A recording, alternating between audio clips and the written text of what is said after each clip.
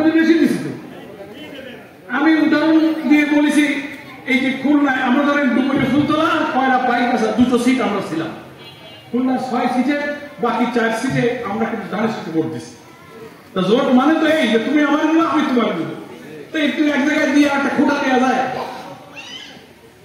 খুলনায় নজরুল ইসলাম মঞ্জু ভাই বিএনপির এমপি হয়েছিল, আমার খুব বন্ধু মানুষ, খুবই মহব্বত করে। এখন ওখানে আমাদের কোনো ক্যান্ডিডেট যিনি আমরা ওনারে ভোট দিচ্ছিলাম ধানের শীষে, উনি আওয়ামী লীগের বিরুদ্ধে জিতে গেছে।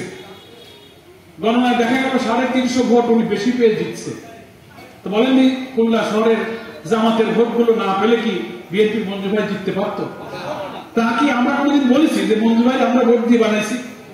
তা যদি আমরা না বলি, তা আপনি কেন বলেন যে আপনার ভোটে আমি হয়েছি, আমার ভোটে আপনি হয়েছেন, আপনার ভোটে আমি? এর নামে তো জোট, মিলেমিশে থাকবো। এদের খুঁটা দেওয়ার দরকার নেই, গ্রামে খুঁটা দেয় আছে না? ওই যে আমি সোলগাছিয়া বললাম, মা শাশিরা এখন গ্রামে রাবাত রাতে গিয়ে দুপুরে দেখে চাল কম, 2টো পেঁয়াজ নেই, মরিচ নেই, শাশি ভাবির কাছে বলে শাশি একটা পেঁয়াজ দেন, 1 পোয়া চাল দেন, সন্ধ্যেবেলায় আমি ফেরত দেবো। কি কর্ম সাহসাই আছে না? আছে। তাই বলে কি খোটা নিতে তোমার 1 পোয়া চাল দিছিলাম? ভদ্রতা সভ্যতা এসব হয় হয়। এই জন্য আমার বিএনপি বন্ধুদের বলবো যে আপনারা এই কথা আমাদের বলেন না যে আমরা আপনার ভোট দিছিলাম, এটা না আমার খোটা দেয়া, ঠিক আছে? কারণ আমি যে আপনার কাছে দিছি ভোট 260 জায়গায় দিছি আমি, আর আপনার কাছে 40 জায়গায়, তো আমি তো বেশি দিছি, তাহলে আমি আরো ভোট পাবো আপনার কাছে। 60 বেশি না 40 বেশি না 260 বেশি, তাহলে বেশি আপনারা আমরা দিছি। তা আমরা তো কইনি যে তোমারে আমি 5 কেজি দিছি, তুমি আমার 1 পোয়া দিছো।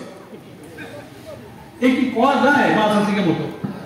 তো এই জন্য আমি বলি, আমার বিএনপি, আওয়ামী লীগ, জাতীয় পার্টি সবাই আমাদের ভাই। রাজনীতির দেশে যা হয়েছে, কিছু লোকের অপরাধের জন্য একটা ঘটনা ঘটে গেছে, আল্লাহ সকলকে মাফ করে দিই। হিন্দু, মুসলিম, বিএনপি, জামাত, জাতীয় পার্টি আমাদের কোনো দ্বিধাদ্বন্দ্বের দরকার নেই।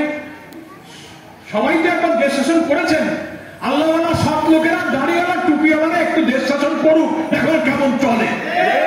এই জন্য একবার ভোট আমাদের কাছে পাওনা হয়ে গেছে, এবার দিয়ে দেন, অত দ্বিধাদ্বন্দ্ব করার দরকার নাই।